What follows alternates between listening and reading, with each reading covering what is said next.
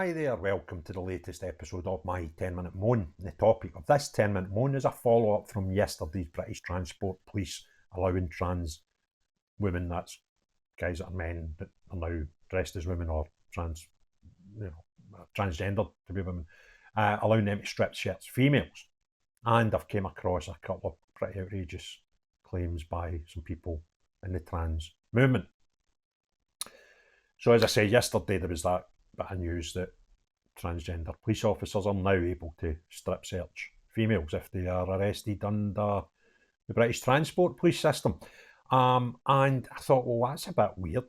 So I started looking into the subject more and police and transgender, etc.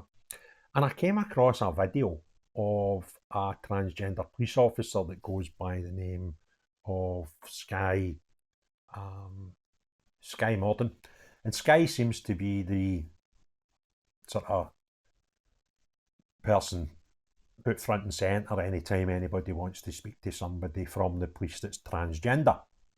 So the first clip I'm going to show is about an interview where Skye is discussing the hardships and how difficult it's been when came out to the world as being a transgender copper. So have a listen to this and pay particular attention to the last bit and the last claim in the clip, because that's the bit I want to discuss in a bit more detail. About coming out as trans, and about some of the hardships that I'd gone through, and about some of the some of my thoughts and my feelings. And holy goodness me, that went viral. It went viral beyond belief. Every single tabloid in the UK picked it up.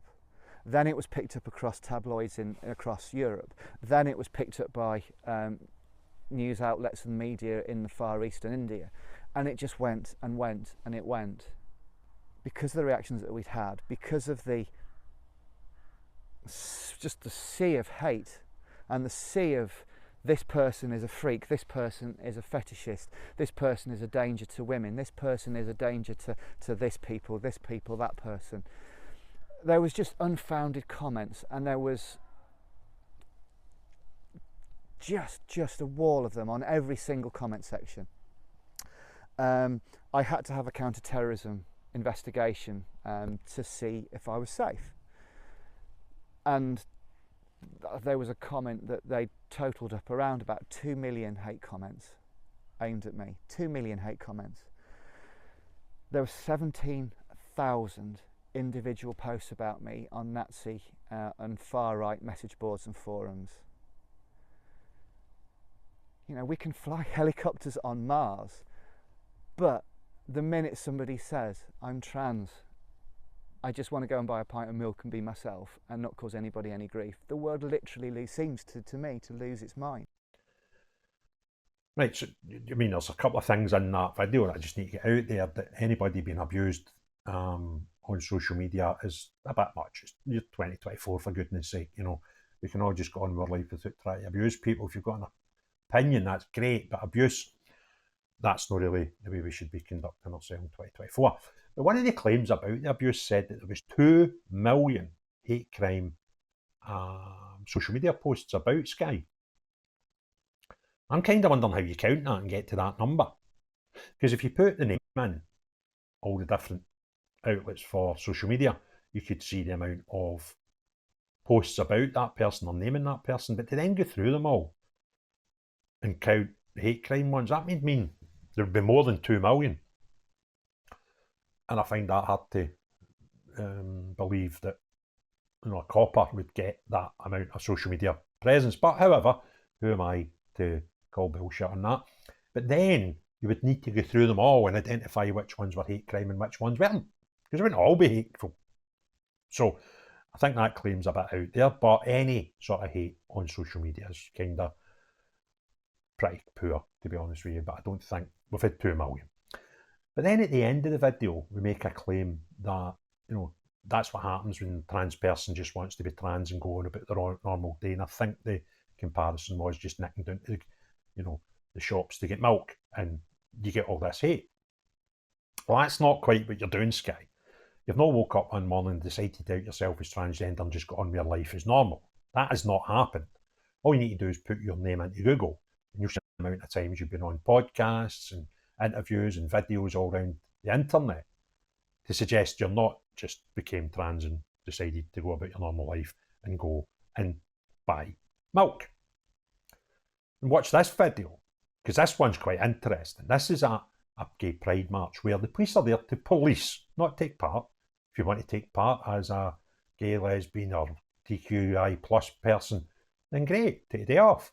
Quite sure we all get, the same sort of level of holiday entitlement, regardless of your position or your role in a specific trade. But here's you at Pride, and I don't know what year it was, so I'm not sure if it's since the police have started saying let's just go and police the thing as opposed to taking part, but here you are at Pride nonetheless. Hey, I'm Skye. Have an amazing Pride. Thanks very much for coming. Thank you very much. Stay safe out there. Love you all. So you got that Skye just going about his day, and trying to go down for a pint of milk and go on without any, bringing any attention to yourself whatsoever. So another thing that quite strange that Skye does for somebody who just declares to want to go on with their life and go down and buy milk is you are a director, or executive director rather, of an organisation called Trans in the City. I've never heard of this before, and as you would normally do, you start looking into something, you have a look at their Twitter or their X page, and their X page has stopped posting about a year ago. Why? I'm not so sure. However, they have stopped social media. And I went on, found this out about Skye and the Who Are We part of their website, and it tells you Director of Trans in the City, Police Constable and a Tactical Training Officer. Skye is a highly decorated police officer with over 22 years of service to the people of the UK and is passionate about driving positive organisational change in a very challenging environment. Right. You don't mean that at all. There's nothing positive about your organisational change you want. You just want more trans people to be accepted into roles. So let's not say it's just all about driving positive organisational change. It's about driving what you want changed, regardless of whether it's positive or not. Skye aims to show that trans, non-binary and gender expansive people are just simply human with a great deal to offer. Okay, that's great. And while I was on there, and in the section about the Who Are We, there's another person here called Verity Smith. Now, Verity is described as he, him, but Verity is the families and young people's manager of Trans in the City and an LGBT plus rights activist. Verity is Mermaids Youth Engagement Manager. Mermaids, go and Google mermaids. They're quite good at attracting children into the LGBTQ plus I thing, right? Terrible reputation for it, but Verity is their youth engagement manager. He played elite women's rugby for a number of years. I take it that's before he became she, and now plays in the Wheelchair Rugby UK Super League for Leeds Rhinos. And I must congratulate Verity for that. I think it's fantastic. All disabled people have the ability to compete at a high level sport, and I think competing in the Super League for Leeds Rhinos is fair play. That's a great achievement. Well done for that. Verity believes that all young people should have access to sport. So they are. I'm involved in grassroots football. Believing in education, not discrimination. Yeah, go with that. Verity has won the Emma Goldman Snowball Award for their work on inclusion for trans women and girls and inclusion with the trans community in sport. Now, this is weird, right? Because nobody's trying to exclude trans people from any sport. Because everybody involved in particularly grassroots wants high participation numbers. The only people I know that want to do anything with trans people in sports is put them in the right category. And what you see here is inclusion for trans women. There's never any shout for inclusion for trans men. That would be women that were born women and now want to appear as men and would have to compete with men in sport. Nobody is in a drive for that part of the trans community to be included in sport. It only works the other way. And I'd like to remind you, even the well-known and loudest activists, probably a wrong word to use, people who want to have women's spaces and women's sports safe from men, for example, Sharon Davis, the ex-Olympic swimmer, none of them say that trans people should not be included in sport. I can't remember a single comment saying trans people should not be in sport. So if you're wanting them included in sport, it's kind of a battle that's already won.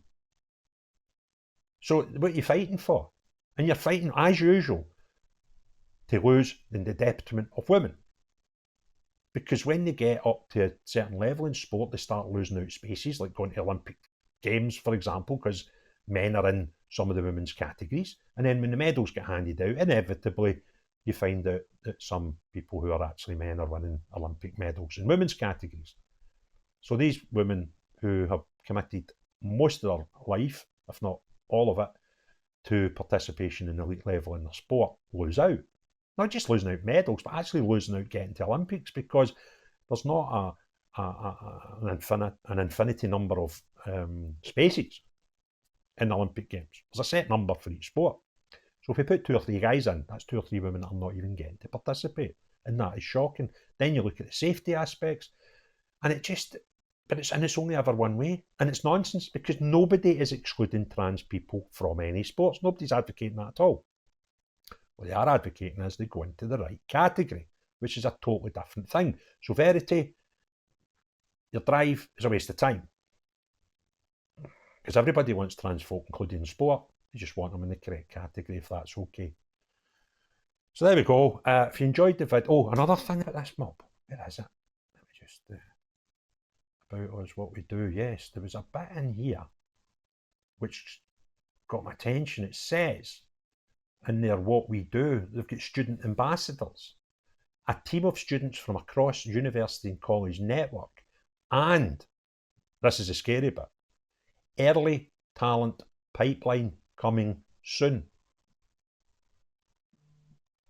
What is an early talent pipeline? Is that trying to source talent from folk younger than university and college ages? Is that as we're going to get into schools now to try and identify early talent within the trans community? Early talent for what? Leave the kids alone. If they want to become trans when they're adults, let them, right? But stop looking at early talent pipelines coming soon for the Trans in the City organisation. Leave them alone. Get your hands off them. Let them make their own decisions in life without being persuaded either way. That would be quite nice. If you enjoyed the video, please give it a thumbs up. If you've not already done so, please hit the subscribe notification button. Please let me know what you think in the comments below. But most importantly of all, unless you're the people who are always wanting men and women's sports, always wanting men and women's safe spaces, always wanting to actually affect women in a negative way. Not you, but everyone else. Have a great day. Cheerio, bye now.